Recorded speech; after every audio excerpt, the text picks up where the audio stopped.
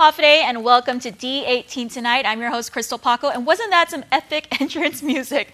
Joining us in studio are your senatorial candidates, Republicans Javier Atalig and James Moylan, as well as Democrat Ned Pablo. Thank you so much for joining us. We'll begin by giving each of you 30 seconds. I know that's not a lot of time to introduce yourselves, so we'll start with Javier. Hafide, Guam. My name is Javier Atalig Jr. I'm running for senator to do the right things and make Guam a very, very better place to live. Other elected leaders have promised you that, and they failed. Okay, Ned?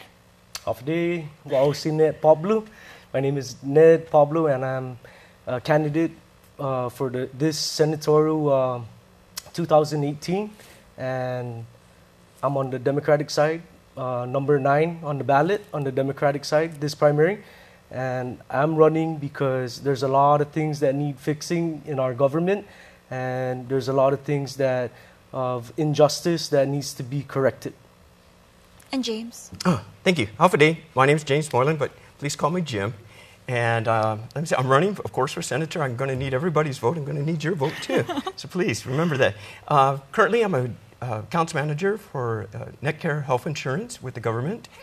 And prior to that, I've served as a commission officer in the United States Army, served for the federal government. I served also local government as Department of Corrections parole officer, and now I'm in the business of insurance for over 2 decades. I got great wealth of experience. I'm looking forward to being a senator for you guys. That's awesome. It's like newbies night tonight. Yeah. So let's start off with our first question. And again, you only have 30 seconds to respond to each question. So can you tell us, what was the moment you decided I want to run for office? What was that one moment? You want to start, Ned?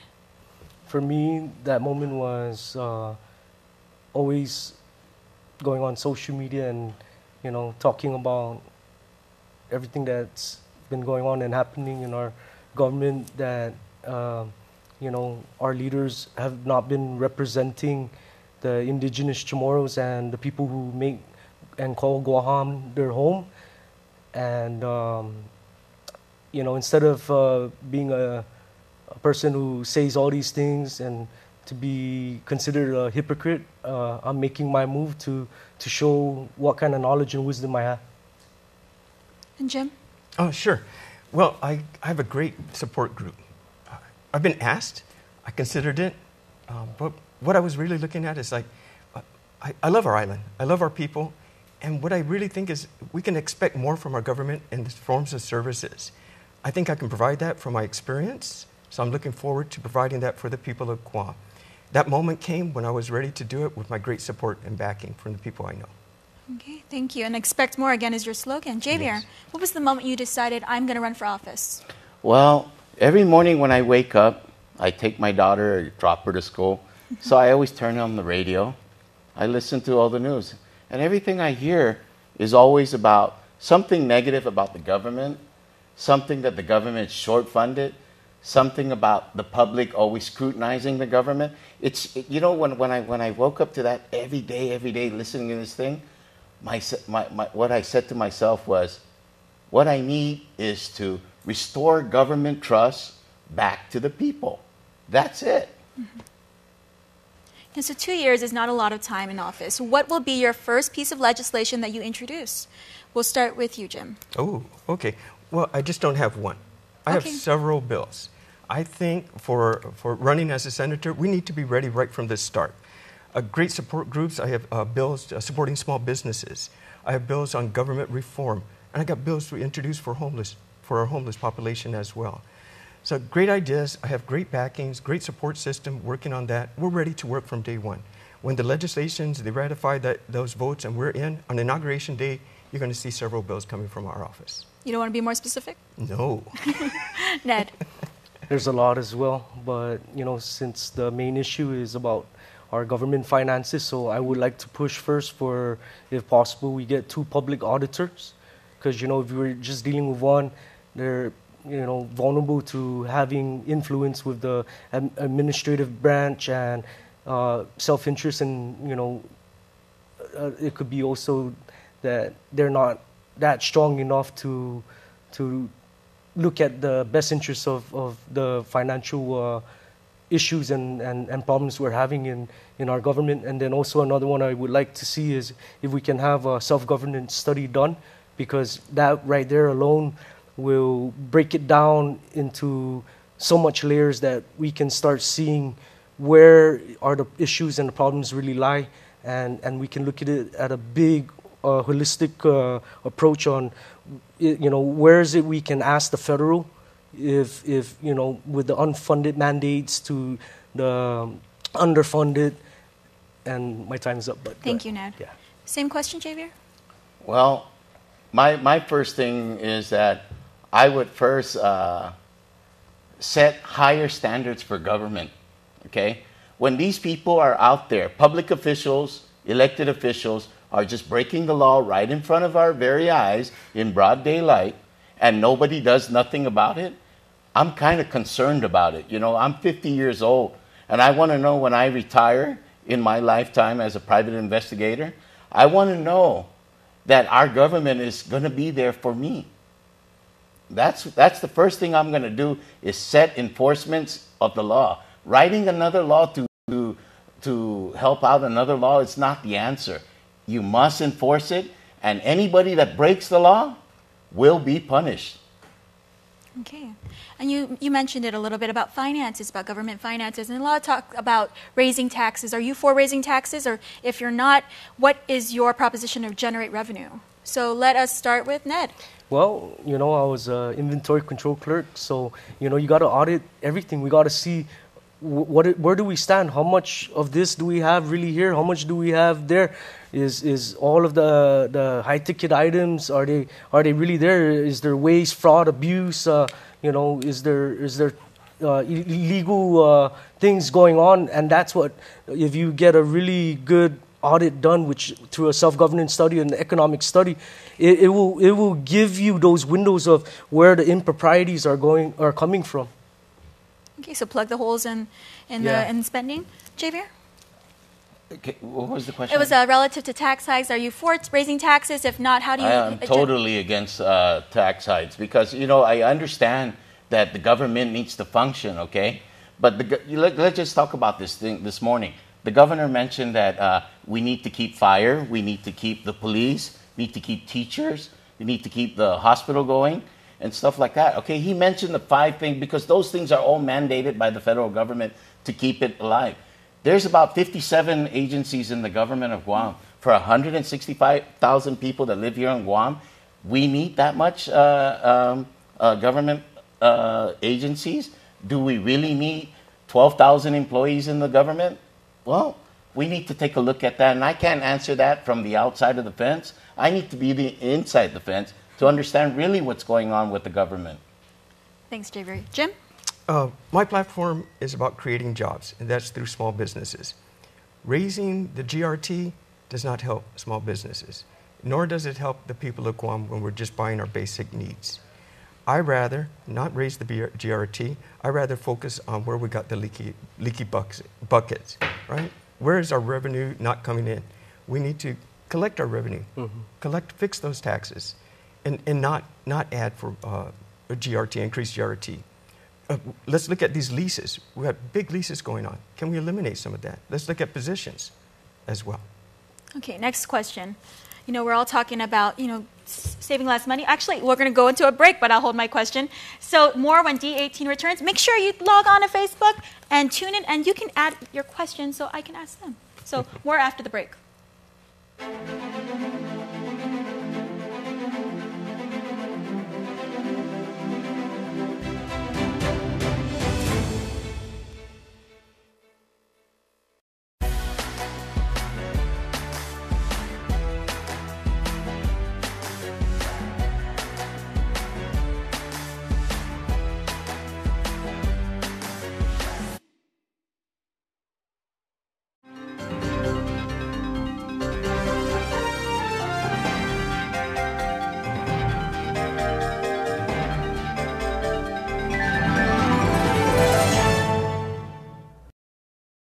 A beautiful, healthy smile is an expression of confidence. The more confident you are about your smile, the more likely you are to fully express your feelings without having to worry about the way your teeth look. Before cosmetic dentistry, I didn't smile as much. I didn't have the confidence, and it shows. And since I've had cosmetic dentistry done, I feel 10 times more confident.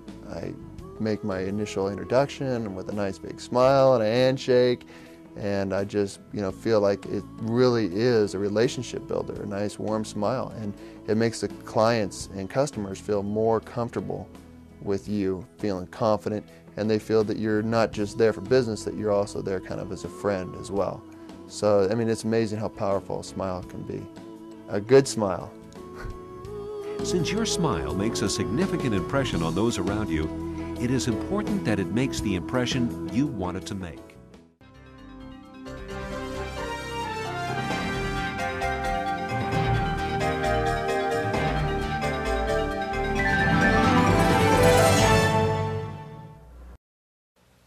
Hafide, welcome back to D18 tonight. We're taking your questions on Facebook live, so you can go ahead and comment if you want me to ask something. But here's my next question.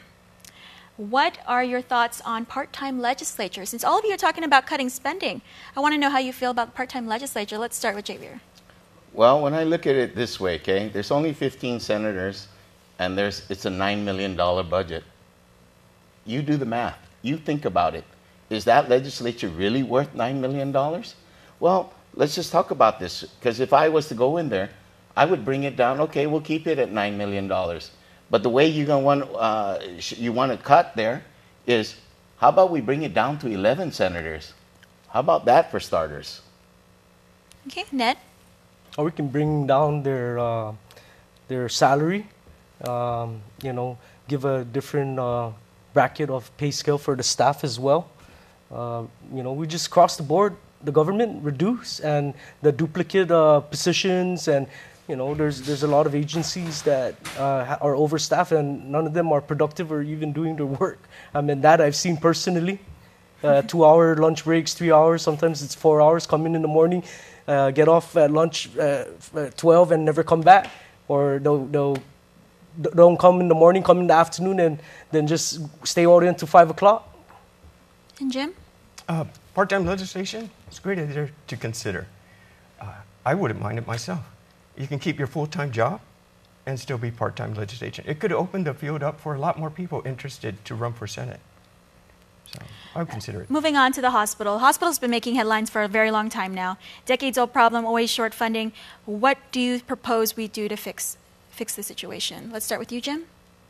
It does need fixing.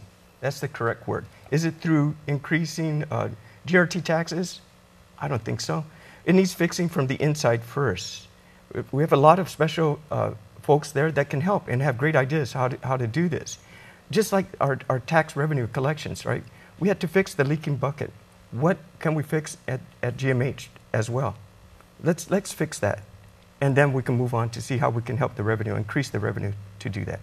Thank you, Jim. Javier, how do you feel about the hospital? How can we fix that situation? Well, when I look at the hospital, you got 900 employees, you have about 48 doctors, 200 bedrooms for patients, and you have a budget of $110 million. Wow, let me think about that. I think we're just overstaffed over there, and if you have 600 people that are running the medical service and 300 people that are administrative hires, GRMC does it for 600 people. You do the math again. Ned, how do you feel about that? Well, we have a really big population here in Guam. Then also we have a lot of people that are not insured, which is the biggest issue. It's about making sure that not only the staffs are paid and the necessities needed to service their patients, like the medicines.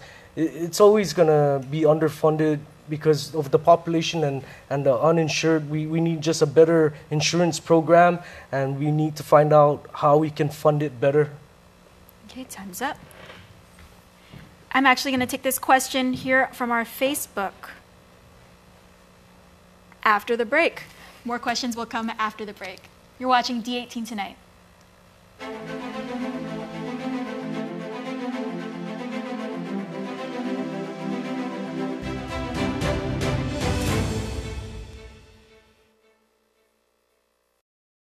Why turn a meal into a snack when you can turn a snack into a meal? A 3-cheese blend pico de gallo, double the marinated steak, and a medium drink. At least they're cute. Taco Bell's new steak nachos box. It's kind of a big meal. Introducing the Alpha Plus app. Pay insurance premium online using the Pay feature. Get estimate quotes for auto, home, commercial, and other insurance offered by Alpha Insurers. View our list of exclusive deals available at our partner merchants. So download the all-new Alpha Plus app on Google Play or the App Store. Alpha Plus, make every day a plus. Mary and Mark said they'll meet us there at 8 o'clock, okay? What are you doing, hun? I gotta be the faster draw tonight. They beat us to the bill last time, and we missed out on the 3% cash back. I got the skills to pay the bills. This summer, the Bank of Guam Visa credit card gives you 3% cash back on all purchases. It's an offer so good, you'll be competing to pay the bill. Your check.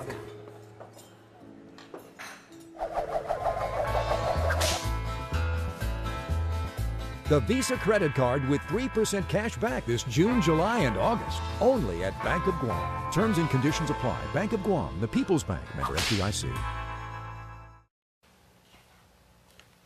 Welcome back. Let's jump into our next round of questions coming from our Facebook live feed. Medicinal marijuana. This question comes from Camilo Nokit.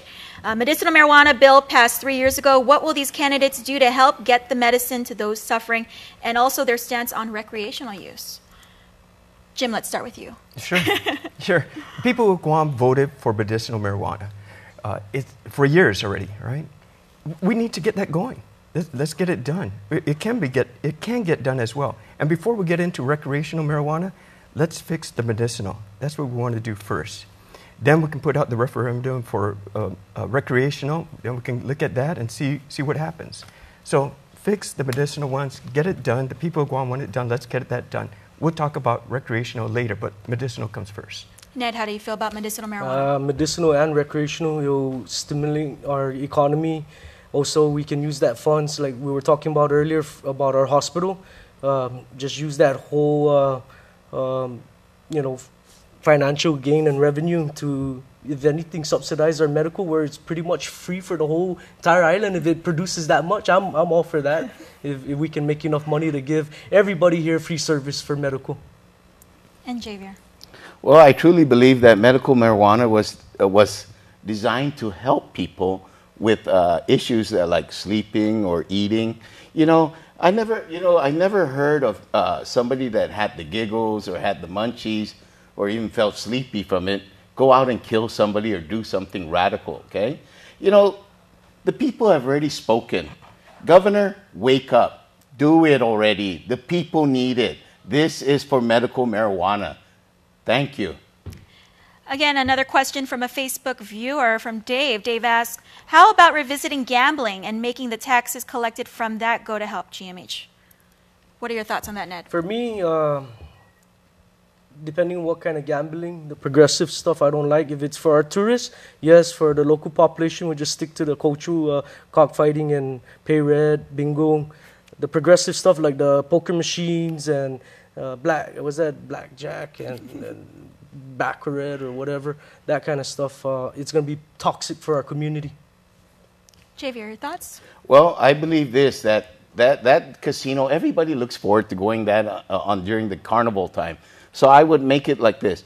It starts on June 1st and it ends on July 31st. Period. No extensions of anything of what sort, whatever they can think of. There should be no loopholes for that. It starts on June 1st, it ends on July 31st. That way it can help out the mayor's office with coordinating and getting a lot of these funding sources for the parade, for the carnival, and whatever it can do to help out. And Jim, your thoughts? We've had that back in the 80s. We had some tough times with that as well. We've learned from those mistakes. Things can be done better. That's a revenue-generating idea, but it has to be done properly. If we look at our CNMI, with Tinian's doing something new, and Saipan definitely is doing something new as well. The economy is growing. That helps with their social services and enhances the quality of life for the people. Let's re-look at that. Let's consider it. I wouldn't take it off the table, but we're ready for it now. Okay. Again, we have Javier, Ned, and Jim with us. Stay tuned. D18 tonight continues after this short break.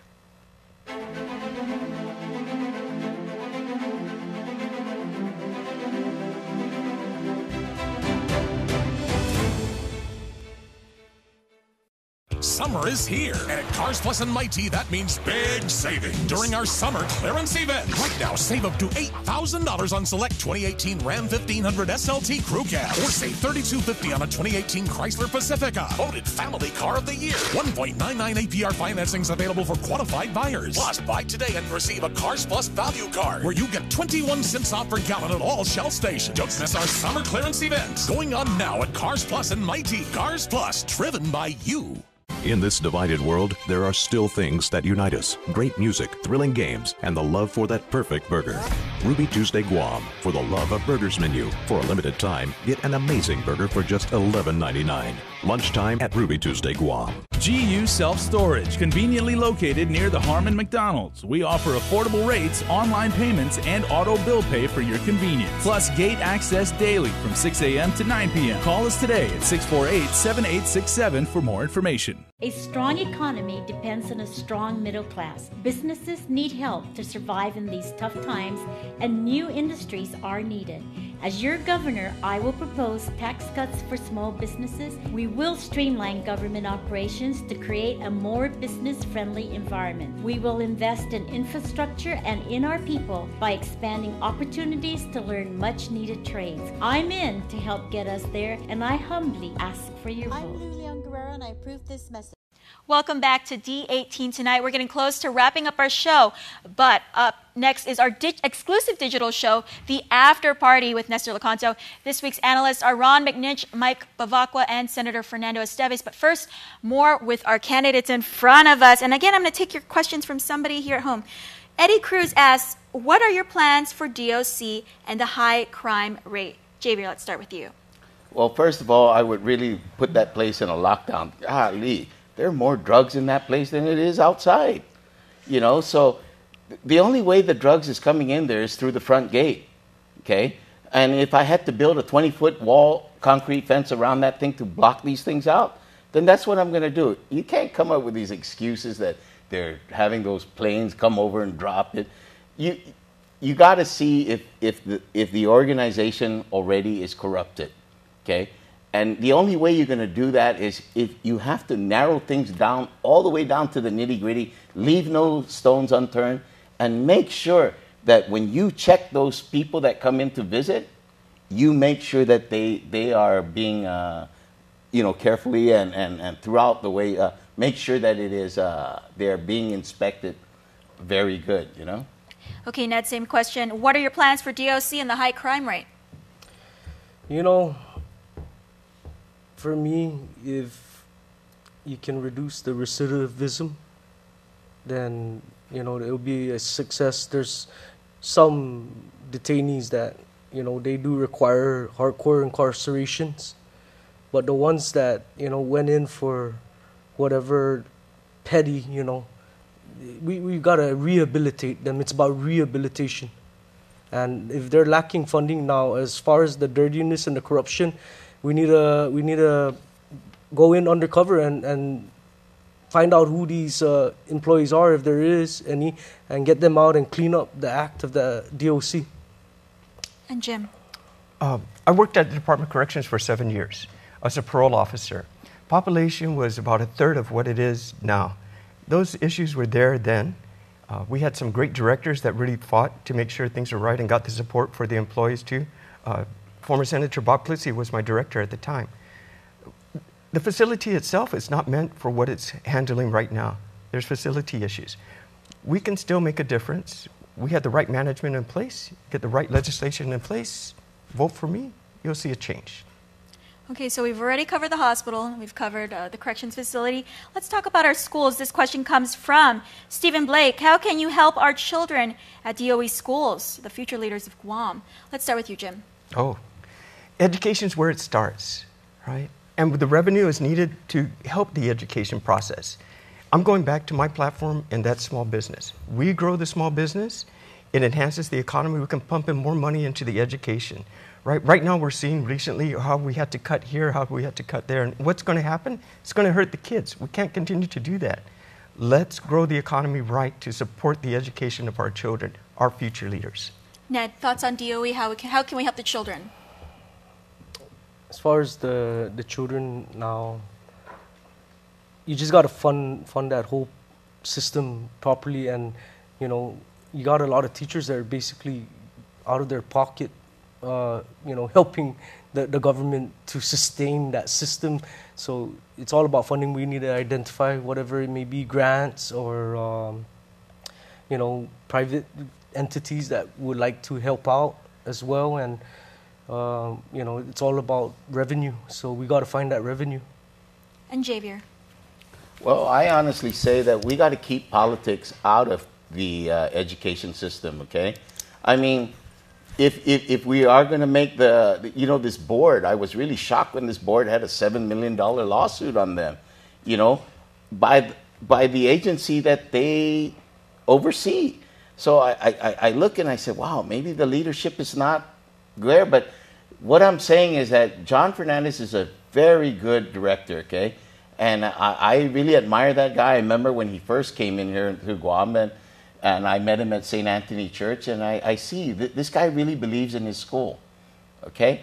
But overall, you just got to keep politics out of that school. Okay. That wraps it up for all our questions. What are your last words to the viewers at home, your plea for their vote? Jim, let's start with you. Sure. I'm ready for the legislature. I'm ready to take action. You can expect more as your senator there. I'm number 11 on the ballot. I got great experience in private enterprise, military service, and government service too. Make a difference. Vote number 11, Jim Moylan. I'm your guy. Ned.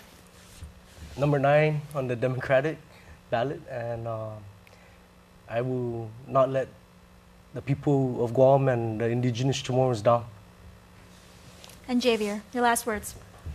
Well, I say this, okay? Former elected officials and the current elected officials have promised you a better government, have promised you a better Guam, okay? But take a look what's going on. Go to the gas station and look how much your gas is going to go. Go to the store and look how much your food is going to cost, okay? Ladies and gentlemen, all I could say is that I'm your average person, and I'm just tired of going on through all these things on a daily basis. I'm number 4 on the Republican side. I hope I can get your vote, and I humbly ask of you to please consider my candidacy to get Guam where it needs to get. Thank you, gentlemen. Best of luck to the 3 of you. We encourage you to go on our Facebook page to answer questions from our viewers, so you can still do that after the show. Okay. Stay tuned. Up next is the after party. Furniture provided by Furniture Kathy Style. Men's wardrobe by Royal Bix.